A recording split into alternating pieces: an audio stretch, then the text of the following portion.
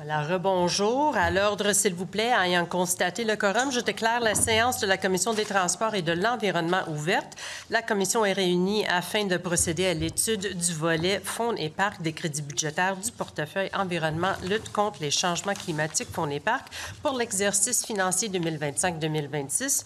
Une enveloppe de 45 minutes a été allouée pour l'étude de ces crédits. Madame la secrétaire, y a-t-il des remplacements? Oui, Madame la Présidente, M. Grandmont-Tachereau est remplacé par M. Leduc Hochelaga-Maisonneuve et M. Saint-Pierre Plamondon. Camille Lorrain est remplacé par M. Bérubé Matane-Matapédia. Merci beaucoup. Alors, je suis maintenant prête à reconnaître une première intervention de l'opposition officielle pour un premier bloc d'échange. Je vous rappelle que la longueur des réponses doit être généralement proportionnelle à la longueur des questions. Madame la députée de Mille-Îles, la parole est à vous. Oui, je pense que je suis décalée. Je suis désolée, Madame la Présidente. Donc, écoutez, je vais parler des agents de la Faune. L'an dernier, on a eu plusieurs échanges à ce sujet. On constate qu'il y a eu quelques ajouts d'agents, mais on est encore en deçà quand même de façon importante des chiffres qu'il y avait dans le passé. On est rendu à 350 agents selon les données qu'on nous a transmises. Là, il y a eu un gel des embauches qui, heureusement, n'a pas été appliqué aux agents de la Faune. On a eu un article comme quoi il y aurait une cohorte qui serait ouverte, celle de février. Mais qu'en est-il des cohortes, des autres cohortes du reste de l'année? Bonjour aux nouveaux collègues qui se joignent à nous. Très heureux que la collègue le mentionne. Effectivement, il y a un effort qui est demandé au niveau de l'administration publique, au niveau des embauches, mais cet effort-là ne vise pas les agents de protection de la faune. C'est dans la convention collective qui a été signée là, depuis la dernière étude de crédit. Donc oui, on pourra avoir du renfort. Donc actuellement, je peux confirmer qu'il y a 32 agents qui sont en formation. Ce sont des gens là, qui vont pouvoir intégrer leurs fonctions là, une fois la formation complétée. Et ce qu'il faut savoir, c'est qu'il y a aussi des affichages là, qui ont été faits récemment pour deux autres cohortes. Donc, on parle du printemps, mais il y a également l'été prochain. Et ce sont des renforts là, qui sont attendus, qui feront une différence. Et moi, l'élément là, qui me rend le plus confiant pour la suite des choses, il y avait un défi ces dernières années pour remplir nos cohortes. Il y a beaucoup d'efforts qui ont été faits à travers différents salons, à travers différentes initiatives, et on sent maintenant un engouement plus important pour le métier, qui est une superbe profession d'ailleurs, et très confiant que les prochaines cohortes seront complètes et permettront là, de renflouer les rangs au niveau de nos effectifs. Dans une cohorte de 32 potentiels agents, combien terminent réellement et décident là, de poursuivre et faire le métier d'agent de la faune? Au niveau du taux de rétention, là, la réponse me sera vraisemblablement fournie. Là, on m'indique que c'est une petite variation, mais souvent, c'est presque l'ensemble des étudiants là, qui complètent leur formation. Il faut savoir qu'il y avait des affichages de postes également. Et pour ce qui est de... Parce que dans le fond, l'année passée, ce qu'on discutait, c'est qu'il y avait quand même beaucoup de départs à la retraite. On sait déjà, on a une idée, le ministère a déjà une idée des départs qui s'en viennent. Est-ce que la cohorte actuellement en formation sera suffisante pour couvrir les départs à la retraite, mais aussi le rattrapage qu'elle doit faire? Sur les données là, que j'évoquais, oui, effectivement, on sera en mesure non seulement de compenser les départs à la retraite, mais d'accélérer le rattrapage. Et une belle donnée, je pense, qui vaut la peine d'être communiquée. Il y a 820 personnes qui ont appliqué sur les différents postes des prochaines cohortes. Donc, on a beaucoup plus de candidats que de places disponibles, et c'est un renversement de tendance complet par rapport à ce qui se vivait il y a quelques mois ou quelques années à peine. Donc, c'est très, très encourageant pour le ministère. Donc, juste pour être certaine là, que j'ai bien saisi, il y a une cohorte en février, il y en aura 2 autres cette année, comme une au printemps, l'habitude. une à l'été. Parfait. Donc 3 cohortes de 32 qui devraient s'ouvrir. Et pour les cohortes en question, 820 applications, ce qui est drôlement intéressant. Donc, à travers le processus de sélection, on pourra s'assurer de la motivation réelle de ces candidatures-là. Et plus le degré de motivation est élevé, plus les chances de succès le sont aussi. Donc, je le dis sans fausse modestie, là, beaucoup d'efforts de la part du ministère, mais avec des signaux très encourageants pour la suite des choses. Oui. Effectivement, je rappelle qu'il y a quand même encore, on a quand même un rattrapage important à faire par rapport au chiffre de 2018 qui était de 440 agents. Là, on est à 350. Il y en aura peut-être 32 qui vont s'ajouter, mais on sait qu'il y a des départs aussi qui s'en viennent. Donc, dans certains ministères, là, c'est quasiment 10 là, ou 20 de la main-d'œuvre qui vont prendre leur retraite, plutôt 20 dans les 10 prochaines années. Donc, on peut imaginer que ça va être semblable parmi les agents de la Fonds. Si la collègue me le permet, peut-être des données intéressantes. En 2018, on avait beaucoup de saisonniers. Maintenant, il y a une professionnalisation là, de la profession qui s'est opérée. Aujourd'hui, on parle de temps complet, donc non pas des gens qui sont présents uniquement pour des saisons données, mais réellement à temps complet. Et pour justifier ou expliquer, j'aime mieux le mot expliquer que justifier, les difficultés qu'on a eues de recrutement au cours des dernières années, il faut savoir que pendant les pics de la pandémie, ce sont des formations qui ne pouvaient pas avoir lieu. Ce n'est pas une formation qui peut se donner à distance, on le comprend bien. Ce sont des techniques bien pratiques qui doivent être développées. Donc, il y a eu un retard au moment de la pandémie pour la formation, retard là, qui est maintenant rattrapé avec cet intérêt renouvelé pour la profession, et c'est une excellente nouvelle là, pour nos régions. On en parlait beaucoup l'an dernier.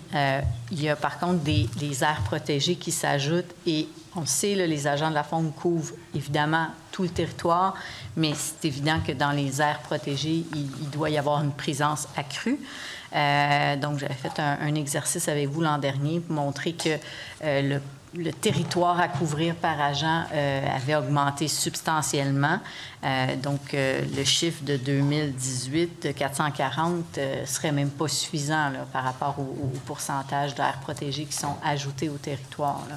Et ce que je mentionnais tout à l'heure, 2018 est une année là, que l'on peut évoquer là, sans difficulté, mais avec un changement d'approche de la part du ministère. On ne parle plus de saisonniers, mais d'agents là, qui sont présents sur le territoire à l'année longue. Donc, ça fait une différence aussi sur le territoire qui est à couvrir. Mais on est conscient qu'il y a des besoins à combler et on se donne des moyens là, pour y parvenir. Et il y a un pouvoir d'attraction là, qui est nettement plus important et qui est perceptible sur le terrain depuis que le ministère redouble d'efforts à ce niveau-là. Entre-temps, il y a des secteurs qui semblent actuellement plutôt délaissés. On parle de Sept-Îles, où il n'y avait qu'un seul agent. Le bureau d'Anticosti n'en avait aucun en fonction. Matagami, pardon. Je ne vais pas me tromper. Matagami, il n'y a pas d'agent sur le territoire. D'ailleurs, là-bas, ils ont eux-mêmes voulu faire des signalements, et quand ils ont contacté le ministère, on leur a dit on est sensible à ce que vous dites, mais on a des problèmes de recrutement. Donc, en attendant, comment on s'assure de couvrir tous les territoires de façon équitable? C'est une bonne question et on ne s'en cache pas. Là. Il y a des réflexions sur la présence des bureaux sur le territoire. Il y a des bureaux qui ne sont pas ouverts faute d'agents en nombre suffisant. On sait qu'ils doivent être 3, donc à partir du moment où on a une équipe de 3 agents et qu'un est absent pour cause de maladie ou autre, c'est l'équipe entière là, qui devient limitée dans sa capacité de sortir du bureau. Donc oui, il y a des bureaux qui sont par la force des choses fermés. Donc deux éléments de réponse à ce niveau-là.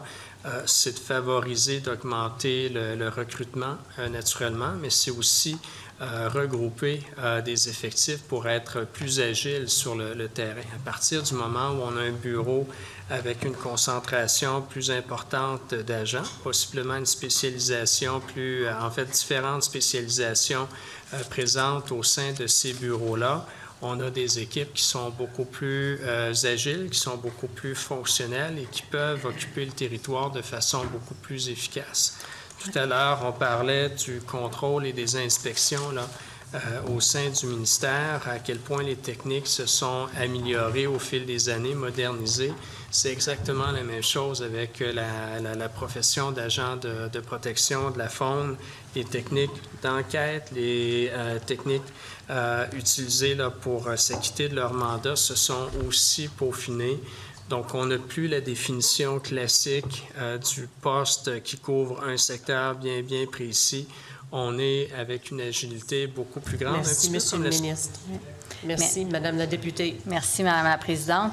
L'exemple de Matagami, parlant, là, on a choisi, le ministère a choisi de fermer ce bureau et plutôt être desservi par le bureau de Lébel-sur-Quevillon. Mais ce qu'on constate, c'est qu'à cet endroit-là, il y a 6 agents. Là-dessus, il y en avait qui étaient un poste de gestion, d'autres en congé de maladie, pardon.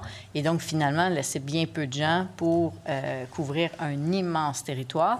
Il semble, les choix physiques, là, quand on regarde au niveau géographique, en tout cas, les gens qui sont concernés se demandent si on fait les choix les plus optimaux aussi.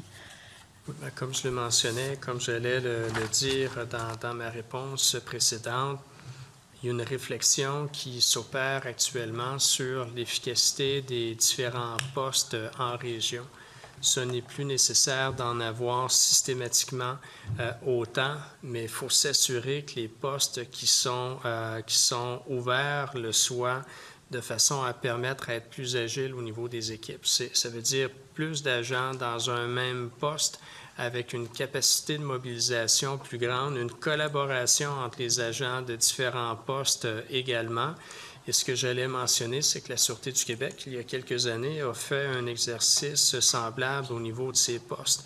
Donc, c'est plus tant le nombre de postes qui est important de compter ou de calculer, mais bien l'agilité de chacun de ces postes-là à occuper un vaste territoire. Et comme les techniques d'enquête pour le contrôle, ce n'est plus nécessaire qu'il y ait un déplacement à chaque signalement. Il y a d'autres techniques qui sont utilisées avec d'autres outils technologiques pour s'acquitter de notre travail. Bref, c'est une profession qui s'est passablement modernisée là, au cours des dernières années, qui continue de le faire en accéléré. Mais reste qu'il y a eu des baisses de signalement l'an dernier de 30 %. C'était quand même significatif. Donc, même si on dit qu'il y a d'autres techniques, les agents eux-mêmes nous disent bien, il nous manque de bras. Et visiblement, on n'est pas capable de tout couvrir. Donc, il y a un enjeu à ce niveau-là. Il y a aussi eu un incident quand même inquiétant récemment, là, en mars, fin mars, des agents de protection de la faune qui ont été d'une certaine façon menacés là, par des braconniers, ou en tout cas des braconniers potentiels. Bref, je voulais savoir peut-être s'il y avait eu, c'est ça, du renforcement de la sécurité pour ces agents-là qui opèrent sur la Côte-Nord. Naturellement, l'enjeu de la sécurité de nos agents demeure une priorité. On veut s'assurer qu'ils puissent œuvrer là, dans un environnement qui soit sécuritaire. Donc, les agents eux-mêmes ont des pouvoirs qui leur sont reconnus en bonne et due forme. Il y a une collaboration aussi qui s'opère avec les corps policiers régionaux, souvent la Sûreté du Québec, pour s'assurer de cet environnement sécuritaire. Mais tout à l'heure, quand je parlais de modernisation de la profession, la formation est beaucoup plus complète aujourd'hui sur les enjeux de sécurité. On a des outils qu'on n'avait pas il y a quelques années là, dans ce service. On parle de maître-chien, on parle d'utilisation non pas généralisée, mais beaucoup plus fréquente de drones notamment. Donc, c'est une pratique qui s'est passablement transformée pour répondre à ces nouvelles réalités. Mais je le réitère, l'enjeu de la sécurité là, demeure une priorité là, pour le ministère et pour le gouvernement. Il y en a plusieurs aussi qui opèrent à la frontière avec les États-Unis, qui, en tout cas, on mentionnait là, que il y a des agents, considérant là, les différents passages clandestins, c'est aussi de ce côté-là qu'il faut regarder pour leur sécurité aussi.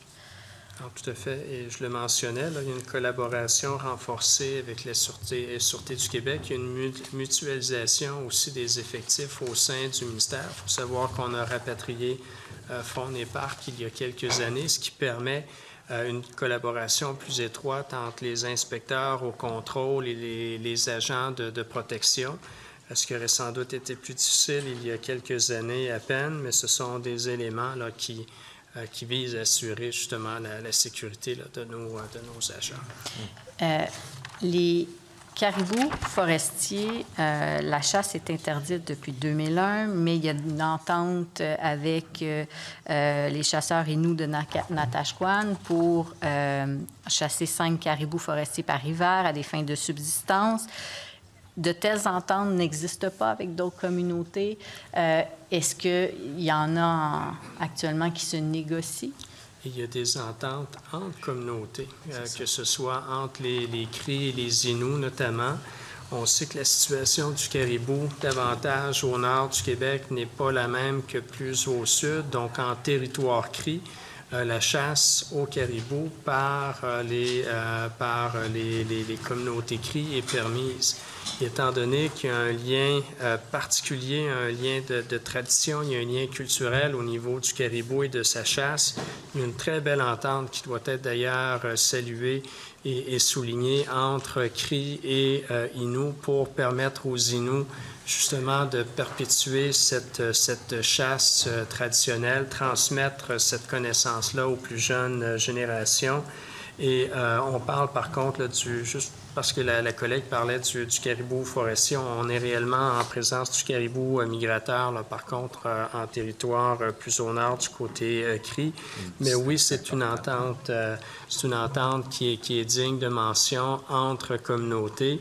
Mais à bien d'autres endroits où le caribou se trouve, la chasse est tout simplement interdite parce que justement le recensement du nombre de têtes est insuffisant là, pour assurer la subsistance de l'espèce. Et justement, en février dernier, 7 communautés Inuits de la Côte-Nord et du Saguenay-Lac-Saint-Jean, ainsi que les Cris, se sont alliés pour dénoncer la chasse non autorisée du caribou. Ils parlent bien forestier, là.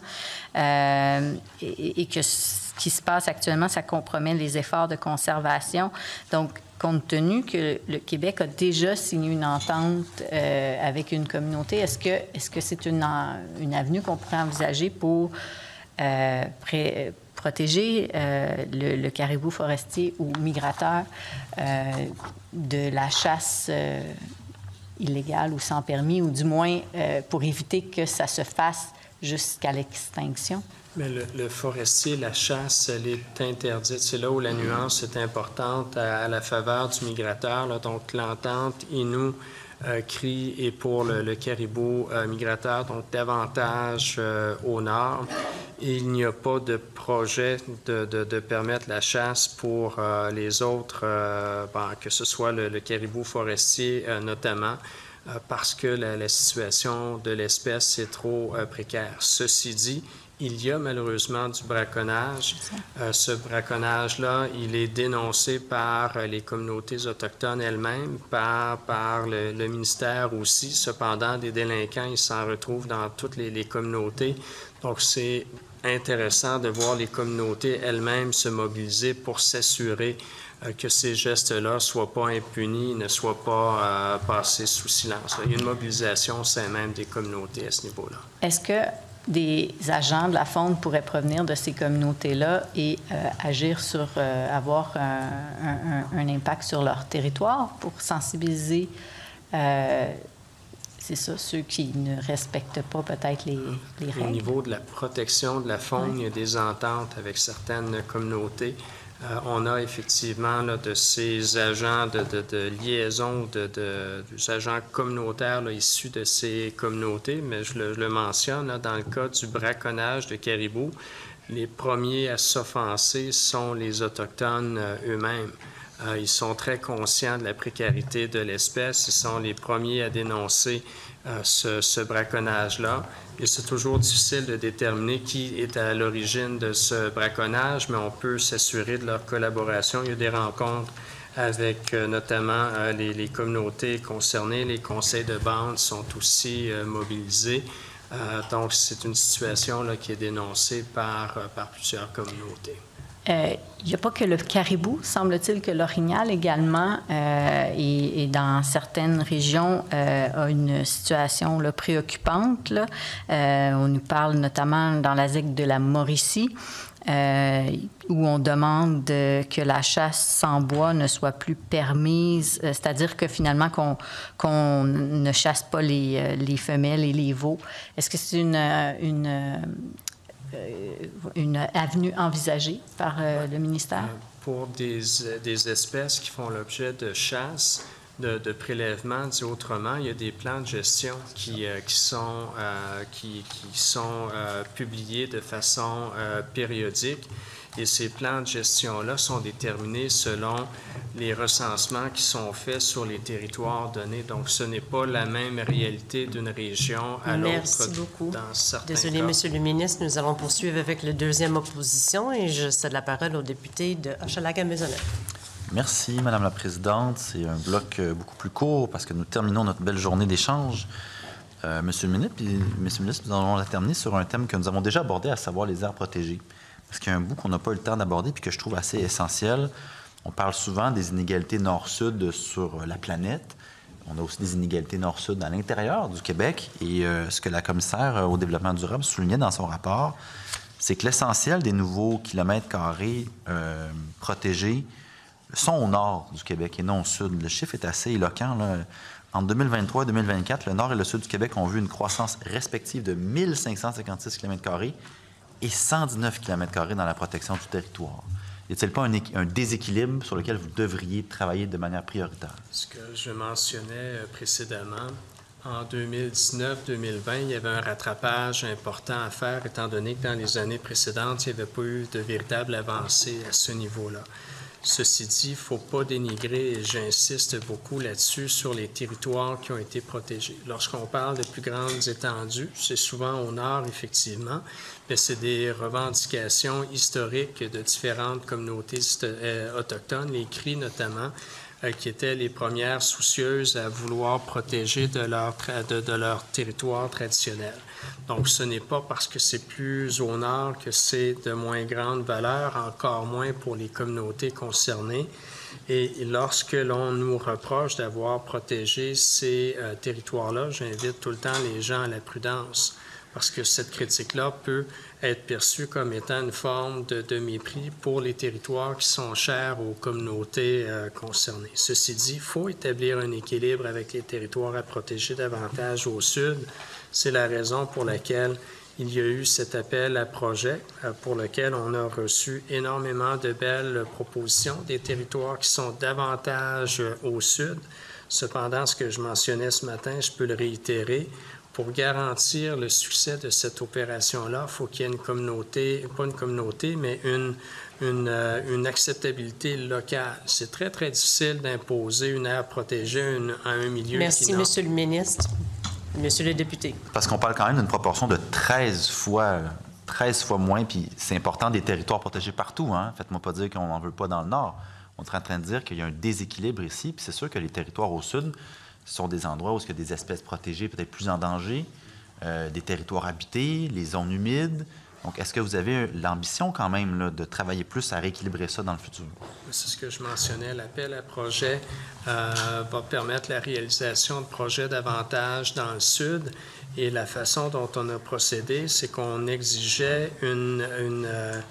des résolutions des communautés locales à travers leur MRC pour s'assurer que le projet qui est évoqué ou qui est réfléchi suscite une adhésion locale. Encore une fois, très difficile d'imposer un projet à une localité qui n'en veut pas. Donc là, on a ces résolutions-là dans un grand nombre de projets. Ça va nous permettre d'aller plus rapidement dans l'acceptation de ces projets. Et ce sont des projets là, qui sont dans toutes les régions du Québec, sauf au nord. Donc, ça va permettre cette connectivité-là. Ça va permettre les corridors écologiques auxquels faisait référence à juste titre le collègue un petit peu plus tôt. Et au sud, ce n'est pas nécessaire d'avoir des étendues aussi grandes pour avoir une variété ou une richesse du Merci, Monsieur le ministre. Je suis désolée. Monsieur le député. Bien, merci pour votre réponse. J'assume que l'année prochaine, au même moment, on aura des statistiques plus équilibrées et on pourra faire le suivi. Je voudrais conclure cette belle discussion aujourd'hui avec vous, Monsieur le ministre, par la question de la responsabilité. Il y a une belle phrase là, de François Delisle dans Le Temps qui dit « Il y a toujours plus urgent que l'urgence climatique ». On ne peut pas s'empêcher de penser, quand on lit le rapport de la VG, à la phrase qu'elle mentionne en ouverture. Elle dit « Dans le contexte actuel, particulièrement en raison de l'incertitude commerciale, je crains, toujours la commissaire, que les efforts consacrés à la préservation de la biodiversité et à la lutte contre les changements climatiques soient limités ou repoussés afin de laisser place à d'autres priorités, ce qui ne serait pas sans conséquence pour les années futures. » Puis vous aviez évoqué en rentrée parlementaire que l'arrivée de Donald Trump, ça venait peut-être mettre de la pression pour réduire les normes environnementales. Mais justement, il me semble que quand la dystopie devient réalité, qu'elle est à nos portes, on doit faire mieux, on ne doit pas faire moins. Parce que notre défense de dire que c'est pire ailleurs, ce n'est pas suffisant pour la planète. Les gaz à effet de serre ne connaissent pas les frontières. C'est une conception humaine que nous avons mis par nécessité, mais les gaz à effet de serre voyagent, la pollution voyage.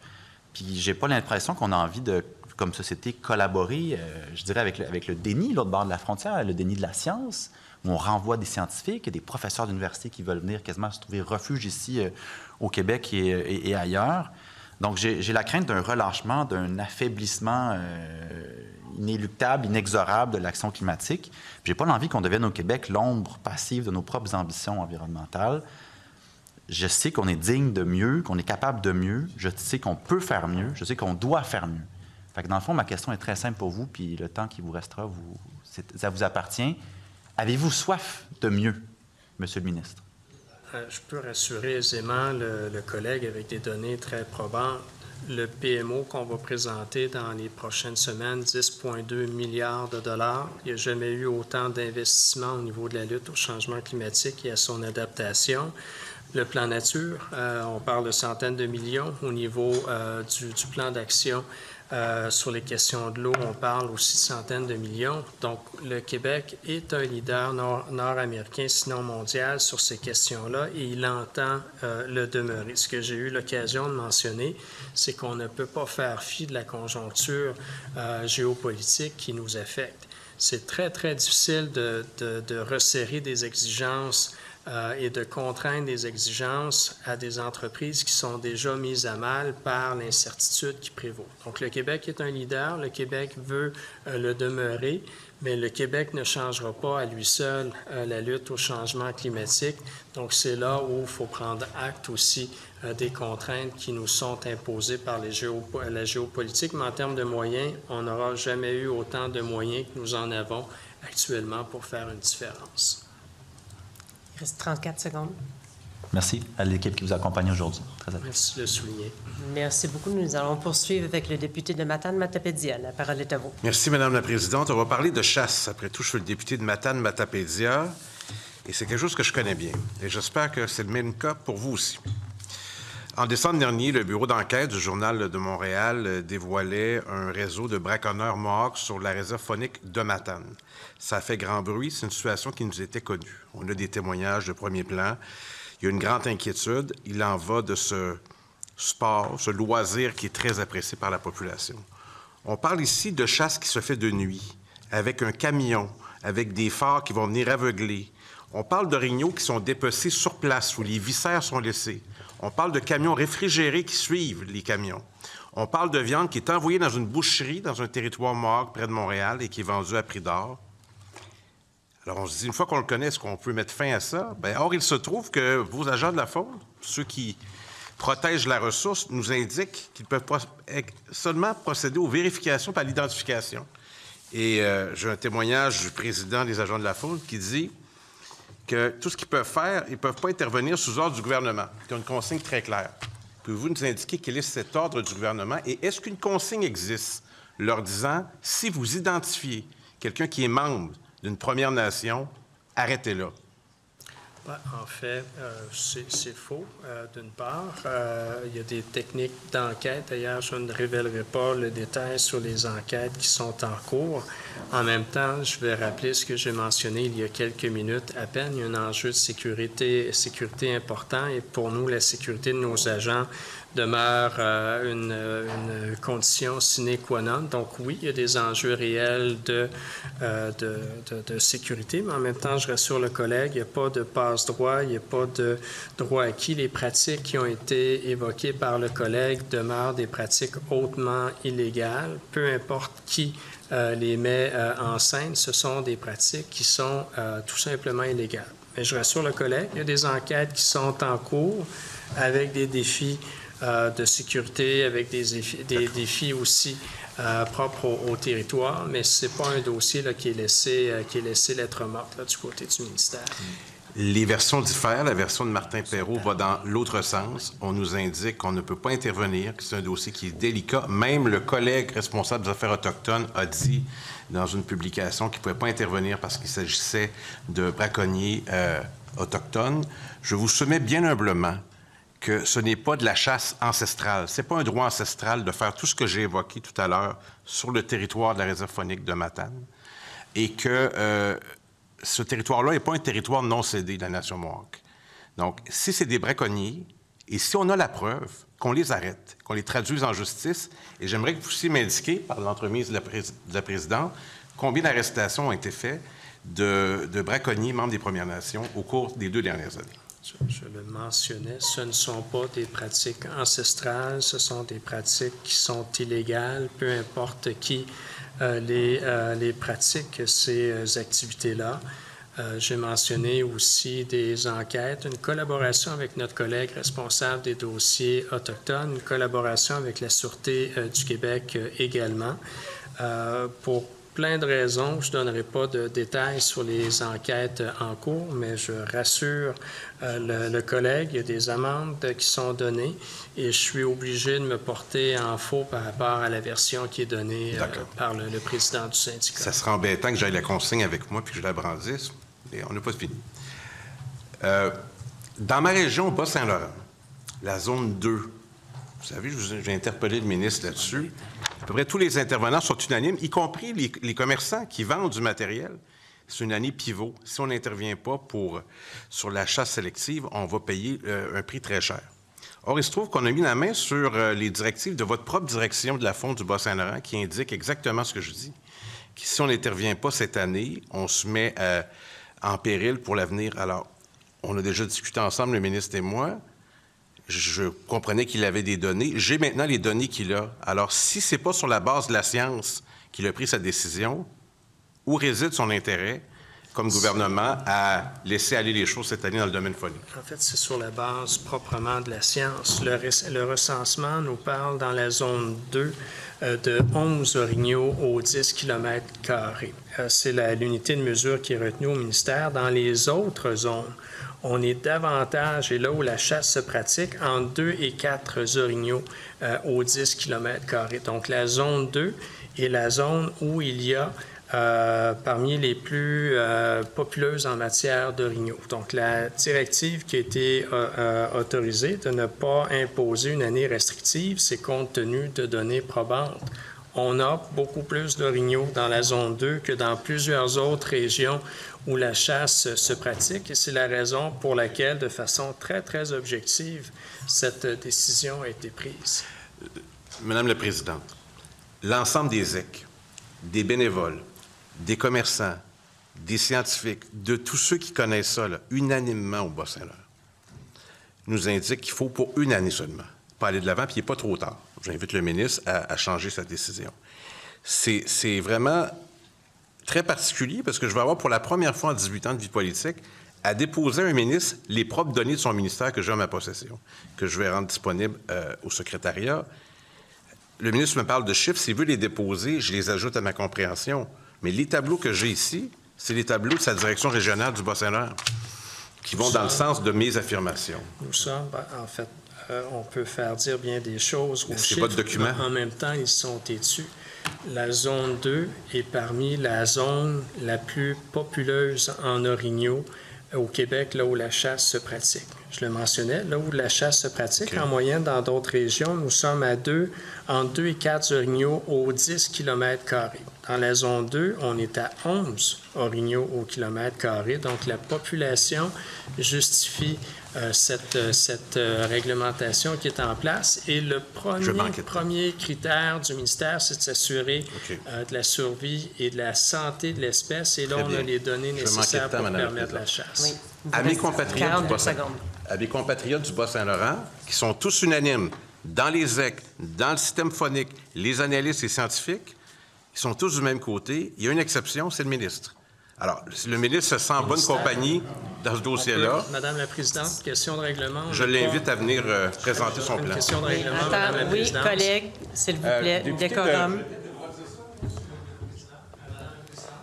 Ne doit pas, malheureusement, donner des informations qui sont inexactes. Bien, excusez-moi, Monsieur le ministre, je suis désolée, là, je vous ai pas entendu, mais on a un décorum à suivre ici.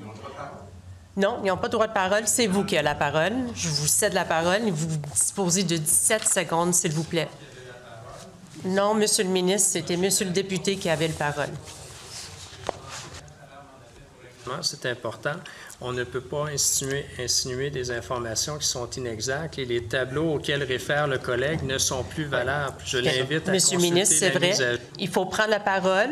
Monsieur le député, il faut prendre la parole du ministre. Alors, il faut lui prendre sa parole, mais merci. Vous disposez de 17 secondes pour terminer votre échange. Les données peuvent être représentées à la commission, mais ce sont les données mises à jour et nous sommes effectivement 11 orignaux aux 10 km. Sur le temps qu'il reste, j'invite le ministre à venir déposer son plan et le présenter aux chasseurs du Bas-Saint-Laurent. Nous sommes en communication avec les fédérations de chasseurs, avec les EC. Encore faut-il prendre les données mises à jour. Et nous Merci. sommes dans une Ceci région met fin à cet échange. Alors, nous allons poursuivre avec le parti gouvernemental et je cède la parole à Madame la députée d'Argenteuil pour une période de 7 minutes. Merci, Madame la Présidente. Monsieur le ministre, soyez assuré que je vais être beaucoup plus respectueuse dans mes questions. Donc, j'ai envie de vous parler du réseau des parcs nationaux, Monsieur le ministre. Hein? C'est une fierté qu'on a au Québec, le réseau des parcs nationaux. Il y a 28 territoires qui sont protégés. C'est à peu près 3,6 du Québec. Je vous rappelle que c'est des aires protégées. Hein? Nos parcs nationaux, ils ont un statut d'aire protégée. Donc, ça veut dire quoi? Ça veut dire qu'ils participent là, au pourcentage de nos objectifs de 30 le 17 en fait de territoires qui sont protégés. Il y a des parcs nationaux. Ils ont un statut d'aire protégée parce qu'il y a des usages qui sont interdits. Ce que je trouvais intéressant, c'est qu'en 2020-2021, la CEPAC a fait des études, une forme d'enquête. Dans le fond, la participation ou l'accessibilité ou les gens qui vont visiter les parcs nationaux, ça rapporte à peu près 831 millions de dollars. Il y avait 10 millions de jours visites. Ça, c'était juste l'année 2020-2021. Et il y avait dans l'enquête, il disait que 95 des visiteurs considéraient que leur séjour dans un parc national avait contribué grandement à préserver leur santé mentale et physique. Fait que là, on n'est pas juste dans un objectif écologique de biodiversité, on est aussi dans un objectif économique et social. Donc, c'est pour ça que je vous dis que notre réseau de parcs nationaux est vraiment intéressant en ce sens-là. Donc, en 2022, on avait pris des engagements de créer 3 nouveaux parcs nationaux, d'en agrandir 5. Je sais qu'il existe des étapes quand on parle de création ou d'agrandissement de parcs nationaux, puis que ça ne se fait pas du jour au lendemain. On a une étape de démarrage du projet, on a une étape, c'est là qu'on analyse le potentiel de mise en valeur, il y a une étape d'acquisition de connaissances. Évidemment, c'est des campagnes terrain, c'est pas tout théorique, on fait du terrain pour aller voir. Il y a toute une étape d'acquisition de cession de terrain aux besoins. Il y a toute une étape de concept. C'est un peu comme en aménagement du territoire, là, le concept d'aménagement. Il y a la rédaction d'un plan directeur. Après ça, il y a une étape de consultation publique. Après ça, il y a une décision des autorités du ministère. Puis finalement, il y a la création, l'agrandissement du parc national. Moi, j'aimerais ça savoir. Je comprends qu'il y a des étapes qui peuvent être longues, mais depuis 2022, où en sommes-nous rendus dans cette création-là de parcs et d'agrandissement de parcs? De belles avancées. Avant, peut-être juste me permettre une réponse concernant le sujet précédent. Là, ça va intéresser notre collègue de la troisième opposition. Les données auxquelles il réfère datent de 2021. Alors que les données que moi j'ai présentées par rapport au nombre de têtes sur 10 km² datent de 2024. Donc, des données qui sont plus probantes et qui ont justifié la décision qui a été communiquée à la région.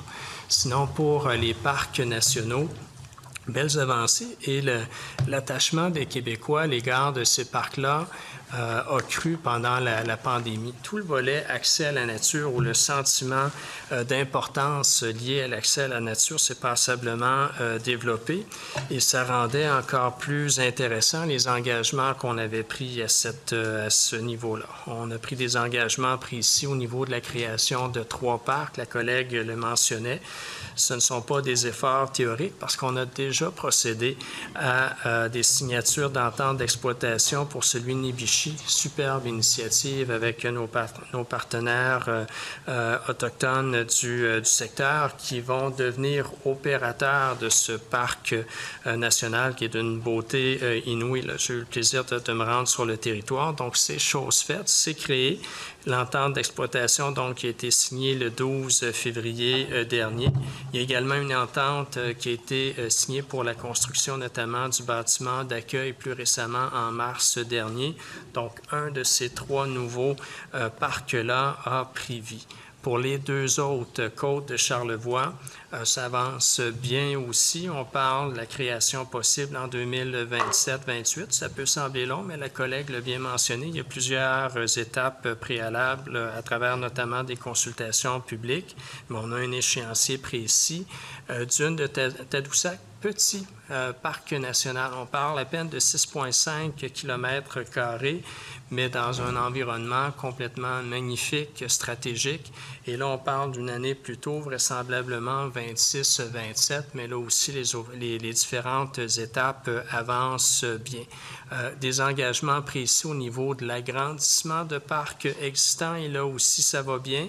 Le parc du Bic, on parle de 26-27, donc possiblement l'année prochaine.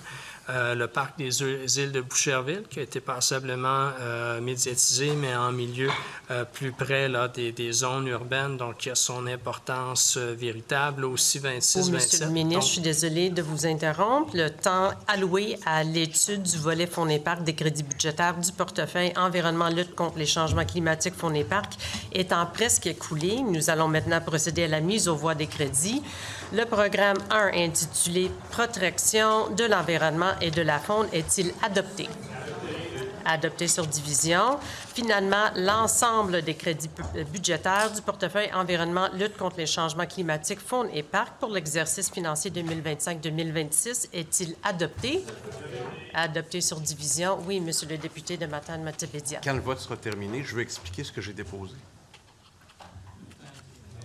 Alors, je sais que le temps est écoulé. Merci, mais en terminant, je dépose les réponses aux demandes des renseignements de l'opposition. Et, compte tenu de l'heure, la commission ajourne ses Non, on n'ajourne pas nos travaux, Monsieur le député. Je viens de déposer, si on me le permet, une phrase. Scénario de la population d'orignaux de la zone de chasse 2 de 2022 à 2026. Parfait. Alors, Madame la Présidente, c'est très délicat de permettre ceci. je parce qu'il y a comprends. un droit de réplique qui vient avec. Nos données datent de 2024. Les et pour données ceci, auxquelles nous allons. le collègue fait Je suis référence désolée de datent- vous interrompre encore. Je veux juste savoir si on a le consentement des collègues pour le dépôt des documents du député de Matane consentement. Merci. Alors, compte tenu de l'heure, la Commission ajourne ses travaux au mercredi 7 mai de 11h15, où elle entreprendra l'étude du volet transport des crédits budgétaires du portefeuille transport et mobilité durable.